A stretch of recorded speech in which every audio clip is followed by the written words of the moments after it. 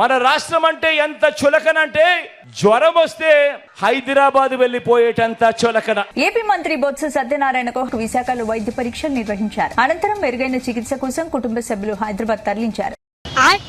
మన రాష్ట్రం అంటే ఎంత చులకనంటే జ్వరం వస్తే హైదరాబాద్ వెళ్లిపోయేటంత చులకన. ఏపీ దేవాదాయ శాఖ మంత్రి వర్యులు వెల్లంపల్లి శ్రీనివాసరావు ఆరోగ్య పరిస్థితి విషమంగా ఉండడంతో వెంటనే విజయవాడ నుంచి ప్రత్యేక విమానంలో హైదరాబాద్ అపోలో ఆసుపత్రికి తరలించారు.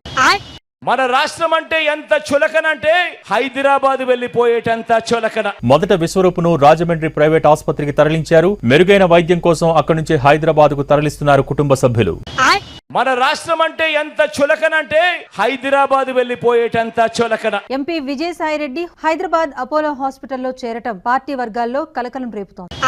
మన రాష్ట్రం అంటే ఎంత చులకనంటే హైదరాబాద్ వెళ్లిపోయేటంత చులకన. శుక్రవారం రాత్రి కొడాలి నాని హైదరాబాద్ లోని అపోలో హాస్పిటల్లో చేర్పించారు. అపోలో హాస్పిటల్ ఐసీయూలో కొడాలి నాని ఉన్నట్లు తెలుస్తోంది.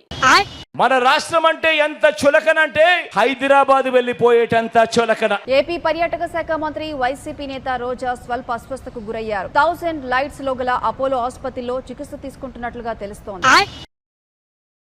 మీ బిడ్డ మన రాష్ట్రం అంటే ఎంత చులకనంటే మన రాష్ట్రం అంటే ఎంత చులకనంటే ప్రస్తుతం శంషాబాద్ ఎయిర్పోర్ట్ నుంచి నేరుగా జగన్మోహన్ రెడ్డిని వారి కుటుంబ సభ్యులు వైఎస్ఆర్ పార్టీకి సంబంధించిన నాయకులు సిటీ న్యూరో సెంటర్కి తీసుకొచ్చారు. మీ బిడ్డ హైదరాబాద్ వెళ్లిపోయేటంత చులకన.